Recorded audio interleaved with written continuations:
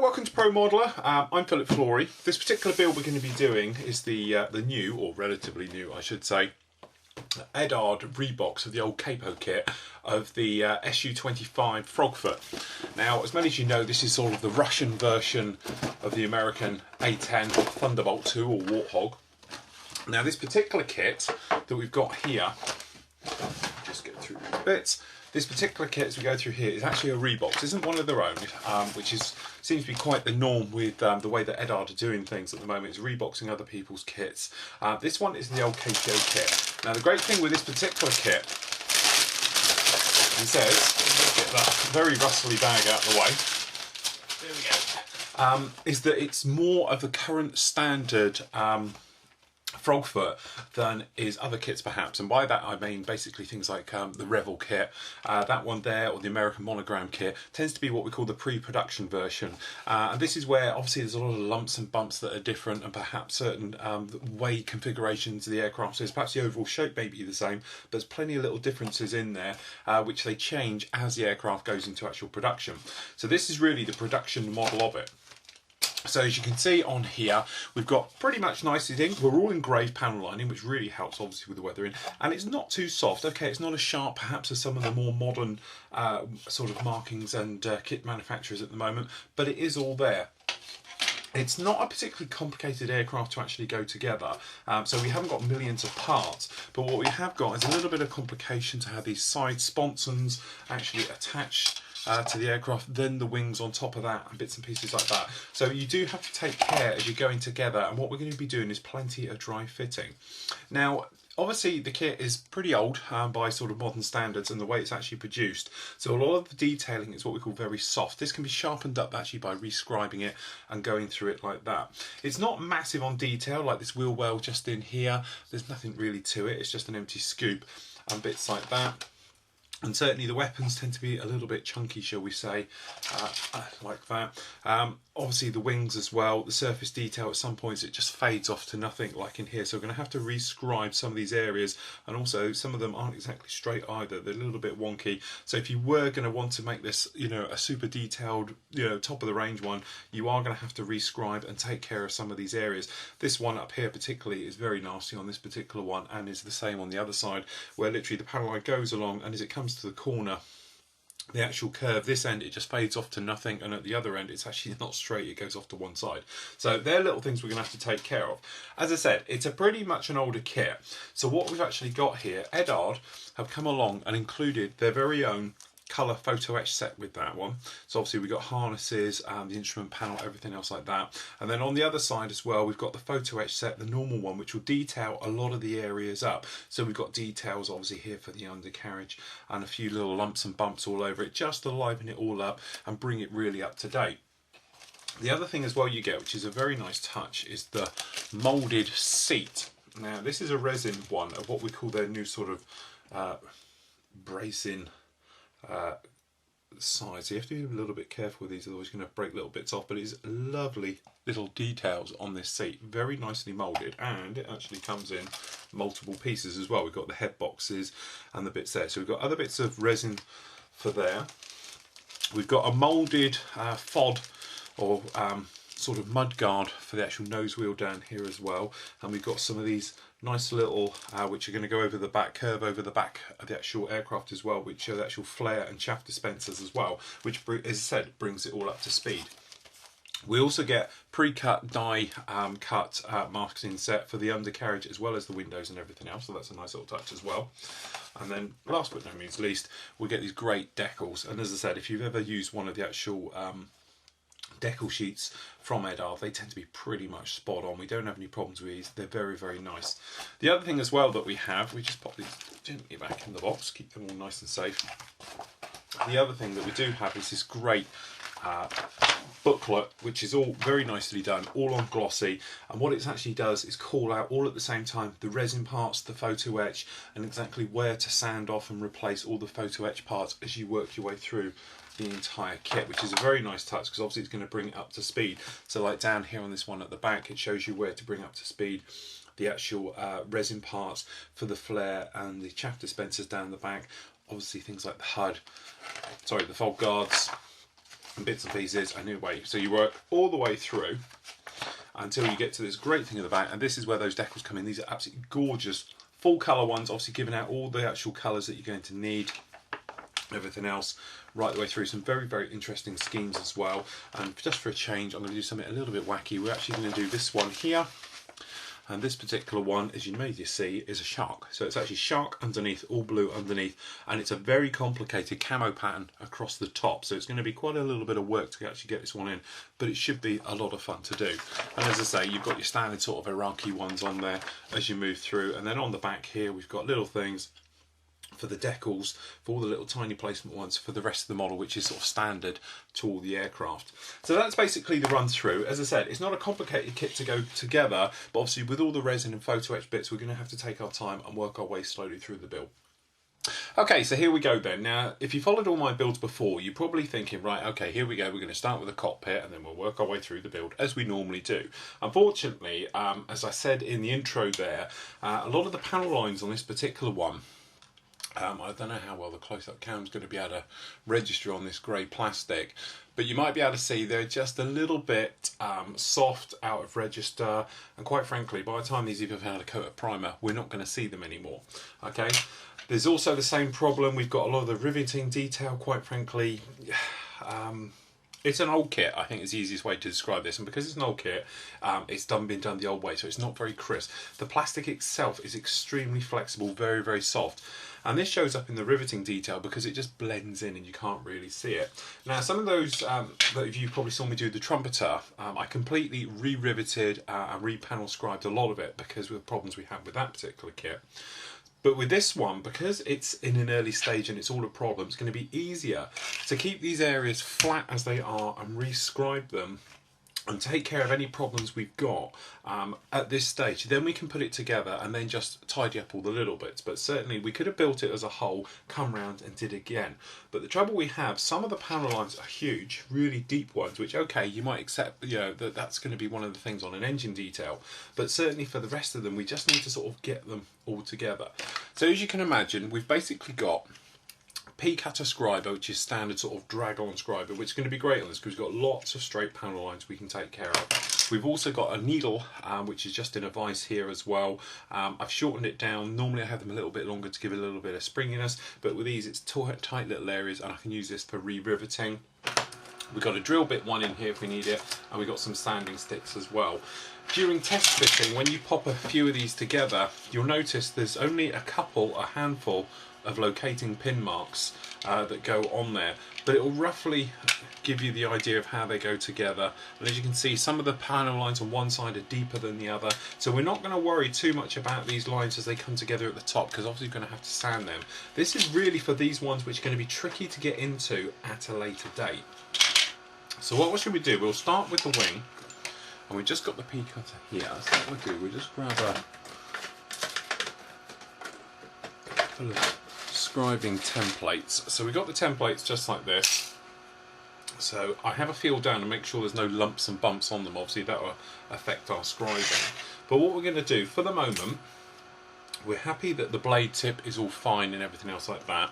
Then all we're going to do, we're just going to come along, okay, and we're just going to pick out this lead panel line and we're just going to very lightly drag down it. And you can probably see it all comes off just like this. Okay, then we're going to pick the next one up, and what we're doing is really sharpening these up because we're taking out very fine bits of the actual plastic like this. Okay, we're not getting in there digging in deeply, you know, chiseling them out or anything. We're literally just pulling back, and what this will do is just hopefully even up these panel lines, and the ones which are a little bit faded, like to be honest that one we've just done there, it'll make it sharper. And when we come along and we do weathering of panel lines and things like that, it just will make it a lot easier. And at this stage, because they're still there, we can just go along to this one here, and these are very easy to follow because there's a panel line already in here. And if it looks like it's a little bit weak or you can't really see the panel line, then obviously use the templates would do. But all we're doing is just tidying up all these faded out panel lines. just like that. Okay, then we're just going to pop along this one here.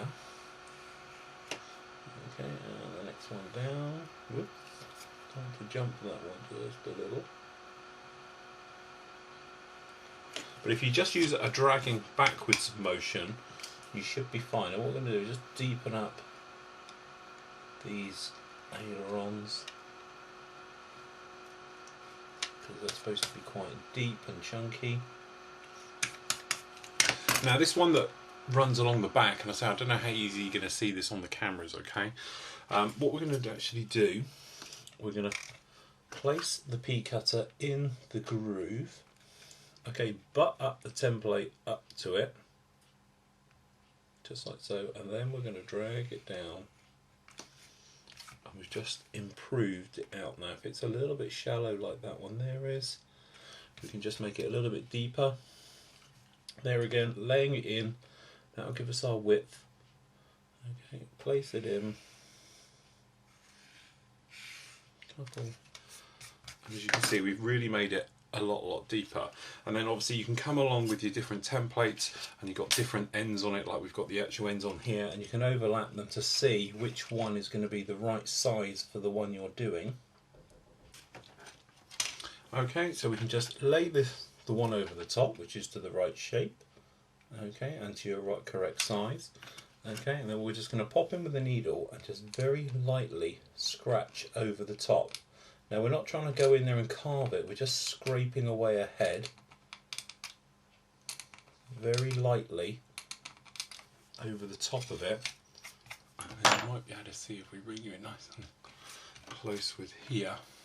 I don't know how close this will actually get. Camera can lock in. You might be able to see just like there. Camera can lock in. Come on, there we go. You can see we just put that one back in, just like that. And then obviously what we're going to do is the same for everywhere.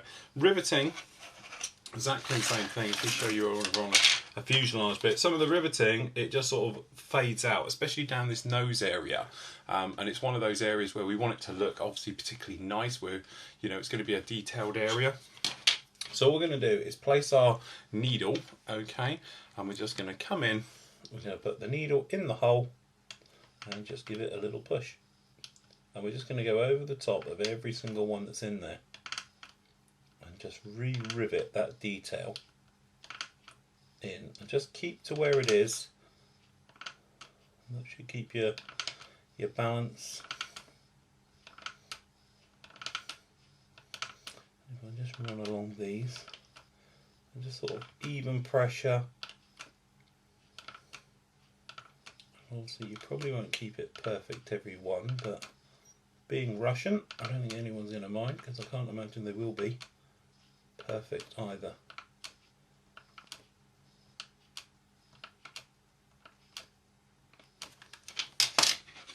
And there we go. So if we bring this camera in here, you can see we've redone all this riveting detail down there. So it's going to be a long old job, all of this. It's going to take best part of a couple of hours, I think, to re-rivet and rescribe everything, but it's just going to make things a lot easier when we sort of come together. Obviously I'm not going to mess around too much.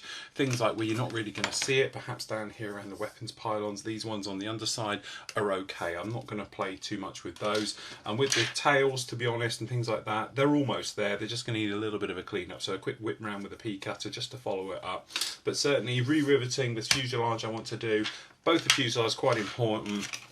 These tops of the wings I want to look right, because obviously everyone's going to see those, and these the pods on the side. So they're the important ones to take care of. The pods on the side, to be honest, aren't too bad. They're again just going to need a little bit of work. I wouldn't worry too much around the top here, because we're going to have to do that afterwards. So we'll get all those bits done, and then we can get on with the cockpit. Okay, so the rescribing's all done. We're very happy how that's turned out. It's one of those jobs where obviously we've gone along, we've taken care of all the parts we needed to do, but then obviously we're going to have to come back and redo top ones and that. So we're not too worried about it at the moment. All we're doing at the same time, you've got these tabs, and because they're very soft, they're on the top as well as the bottom and things like that. So we're just sanding them all in taking care of that. Now, there's a couple of jobs I want to do now, which gets them out of the way for later. First of all, is putting the wing sections together. It's really soft plastic. So actually what we've done, obviously we just glued them in half, put them on. We've been careful with this rescribing work, but because it's soft, literally you push it in, squeeze it in and go. But it is a little bit soft and flexible, so just be careful when you do it. Little technique I do. You've probably seen me before, but when you come along to do these bits like this, if you do it from the underside and tap the underside and run your brush around the bottom, it sucks it up into the joint. If you do it on the top and you go like that and you get a run, it's always going to go to your finger. Don't know why, it's the law of sod, but it will go to your finger, big fingerprint, and then it's obviously you've got to polish all that. So if you do it from the other way up, turn up the other side, tap it along, you can glue it. Because it's soft plastic, it goes off pretty quick. You can squeeze it together, job done. So we've done both of those, because obviously you're going to need sanding and tidying up afterwards, got them out of the way. The other one is obviously intakes. Now intakes are notoriously tend to be a bit of a pain in the bum and all the rest of it. So what we've done, we've got a couple of ejector pin marks in there, which I've done the same way as I'm about to show you for doing the seams. Now, obviously to get a seamless sort of fill, you can put filler in there and you try and sand it out and all the rest of it. A little technique I tend to do. You take something like a Mr. Surfacer or a 500. You want quite a thick one. Okay, for this purpose here, I've knocked up some of my own. So all this literally is your standard sort of squadron green putty, tipped into an old jar. Okay, and then we mix it with some cellulose thinners, or lacquer thinners will do it.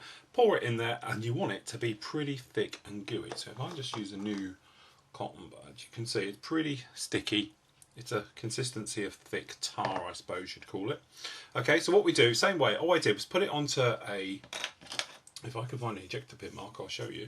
All we do, come along, you just put a bit on ejector pin mark like that. Okay, very simple. And then you come along and you wipe it off, which I'll show you when that's dried off, but we can show you in here at the same time. So what you do, same way, we've gone in, the glue has dried, and all we're going to do is swivel. You can probably see I'm swiveling the stick down there and smoothing it around, and you work your way down. Now don't be afraid of this, plenty of filler.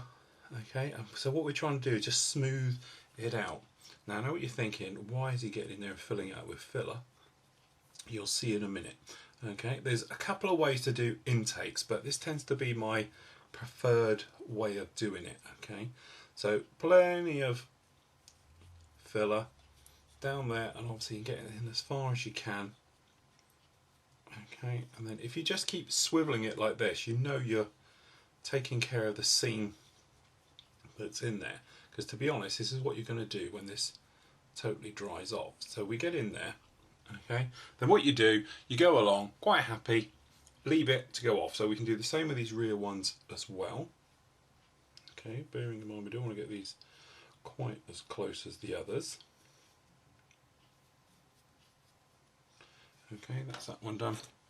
Now I've already done the front of this one, but I've got to do the rear of this one as well. So what we do is we just do this, like so. Okay, we're going to let that filler go in. We're just going to take the excess off the end spines and things like that. So we're going to let that dry off now for about an hour. Okay, it doesn't have to go totally hard. And then all we're going to do, as I'll show you in a moment, we're going to come in with our cellulose thinners, okay, and wipe it out and melt the plastic around it, because this is quite soft plastic, so it's easy to do, and also we'll melt the filler into the gap. Then you can let it all go off and go dry. Job done. The same way as I do ejector pin marks. But the thing is, we need that to dry off. So I want these wing sections to dry off, and those bits, I'm going to be honest, going to leave them for a couple of hours all to go off, come back, we can get them out cleaned up, and we can then start on the cockpit and moving on with the sub-assemblies. Okay, so these have been drying now. You can, you don't have to leave them a long time. To be honest, this one's been left sort of overnight now.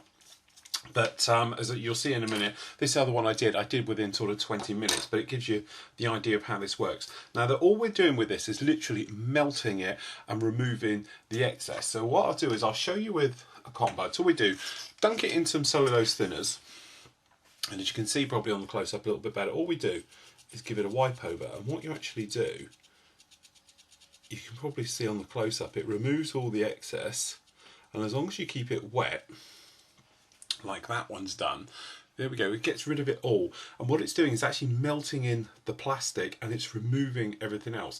So obviously on a flat surface, it doesn't work exactly brilliantly well because you're pushing down, you're going to be scooping it out. But as you can see, it reveals that sort of pin mark, you know, and leaves it in there. And you could probably get away with that and then just give it a very light buff over to bring it totally to life. Where it does work exceptionally well is in these intakes. Now, I know the camera might have a bit of trouble focusing on this because obviously it's different. Now, what we do, we completely soak the cotton bud, okay, we place it in and we just keep twisting it, and then all we do, we're going to work right the way round and go in everywhere. Now this does work equally well, as I said, if you don't have to let this totally set, because it's using a sort of melting action. Then all you're going to need, a couple of these, keep re-soaking it, make it nice and wet, and we're poking it right down in that intake now, and we're rolling it over. So what we're doing is it's all that thinners is flooding everywhere in there, because what it's also doing is obviously softening up the plastic as well as removing all the goo. And what happens is it floods just like so, okay? Get rid of that, don't stick it on your cutting mat because it'll melt into it. Another equally flooded one, okay, and then we just come along and just keep twisting and rolling it. If you rub it up and down, you tend to scratch or leave large scratch marks in there. Remember, you've got to go a bit down, don't just hang around the actual top area, okay, but just keep twisting and twiddling. And to be honest, this particular one, I've got a little bit too much filler in here. I went a bit overboard, okay, but all we do, we'll just keep running down, okay, just around this top bit, got quite a bit. And as soon as you feel it sort of drag and pull, and generally not being smooth and very wet, just pull out, remove your cotton bud, switch it for a fresh one. Let's say you do tend to go through them, but what it is, it's because it dries it out. Okay, and you're not trying to remove every single bit of the green. What you're trying to do is just get rid of all the lumps and bumps, so everything else sort of neatly molds in there. Now we've got a couple of ejector pin marks in there as well, so we don't want to aggravate those a little too much. But we go in there neatly and everything down. Then have a look, see what you've got going on the sides. Obviously if you've got bigger cotton buds, it works a treat. These ones tend to be quite small. And there we go, we're almost done on this one. And then by obviously, the more you're rubbing it around and flooding it, it's melting into this plastic seam as well. Now you might have seen one I did on the F-16s showing how to do their seamless mouths, but this is just really a recap of it all. So okay, pull it out, have a look down and see how it is. Now, I don't know how well the camera is going to be able to see in here because of lighting issues and things like that, but basically that's that one done. Now this is the one we did earlier. It's all totally dry, very, very smooth in there. Now normally if you're going to come along with your white paint, I would suggest spraying it neat down into those intakes, taking care of it like that, and then obviously you can come along once you're happy with it like that and tip some gloss in there and tip it out, and that'll give you that nice glossy intake. These particular ones are going to be done silver, but at the moment we've got another end cap that's going to go onto these, and hopefully it will all push up because these are actually going to fit into here like so in the middle here, and because of this end cap I can't see the point of really painting it at the moment and then coming back and having to repaint it again afterwards. So what we're going to do, we'll glue it into position and then we're going to paint it by hand and then dragging it out. But as I said, you could spray it and then afterwards we can tip it. Okay, so as you can see, got quite a bit of a mess on the go now, but what we've actually done, we've installed the actual intakes in. They're drying nicely at the moment, and I have put a splash of silver paint down there inside them as well. And to do them, they're all seamless, all very nice. I'm happy with the way they've turned out. So we can leave them to one side to totally dry off. Because it's in a tube, it takes a while for them to dry off. If you get any paint runs in there, they tend to hang around a while, so it's best to leave them to it. Now, I've been going around, obviously, as we said, we've rescribed absolutely everywhere. Another little technique you can do, if you're doing leading edges, like here, what you can do is just get your little razor saw, okay, and just channel in some new lines like this. And then what you can do, if you come in from both sides, like so, and then you can come along and just grab a little bit of extra thin, a little touch. What I'll do is just get rid of the raised edge and weld them up. So we've done them on these edges here, on the actual one, because obviously we've sanded them all off, so that's a good way of putting them in, and they're nice and deep and they will show up quite nicely.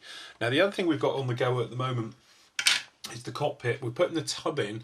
So what you've done, we're taking out this centre part down here, as it says part of the instructions to take them out, and we're just putting these side walls in. We're putting in the lower walls for the moment, and then what we're going to do is we can actually come along and put the top side on when we paint them and all things like that. So there's just these lower one goes in, and they don't, if you just sort of place them in roughly for the moment. Okay, and there's a little imprint on the floor that shows where they should line up to, and everything else. So we've got those in just like that. So quite happy how that's gone. So we'll leave that one side to dry off, and in a moment we can put the leading edge. Then we can get the photo etch in once we've got it painted up and everything, and we can start making our way through that. The other thing we can do as we get all these bits together, we've got to take out this panel right in here as part of the instructions. The instructions over here show about actually removing it. It's in the pink colour. So there we go. We're going to cut out this one and the other one. Now there's a couple of ways of doing this. One of the ways, we'll show you both of them, is to come along with a drill bit in a pin vise just like this. Okay, place near a corner. Don't go right up to the corner, otherwise you're going to end up with a rounded out part. Okay, and we're just going to put one in there, one over in the other side. Okay, and then we can come in from this corner. Okay, and then this one, in like so. Then once you're in, you can come along with your knife and literally, because this is quite soft plastic, we can join the lines. And obviously you might need to scribe a little bit because it is quite soft, though it's pretty straightforward. Now this may look quite tough to do, but as I said, and there we go, it's out. And then what we can actually do, you can come along with your knife and just trim these up and then sand them in. Or the other way you can do it is to do it, which is my preferred method. Okay, all we do is literally follow the panel line. So we're going to use the pea cutter just for the moment, just to make them a little bit more deeper. So it's the top part and the lower. Just like that. Then all we're going to do is come along with our knife and follow that panel line down, just like so. Okay, couple of passes both directions, and you have to be careful, you don't want to over push it, otherwise you're going to end up bending it inwards. Okay, then we've got the lower one and the top one. Okay, in, and just take your time and walk it around like so. Then have a look on the underside, and you can probably see you get the whiteness coming through, not totally everywhere, so we're going to have to do a couple more passes yet. Okay, and then in through the top. But what we don't want to do is go totally through just yet. Okay, then when you've got the white showing through, just like that, you can see if we angle this a little bit more, you can see it in there. Then what we're going to do, we're just going to come along, place the blade on the top of the whiteness, and you should find it will follow quite easily down because it's softer. So we're just going to trim from the inside.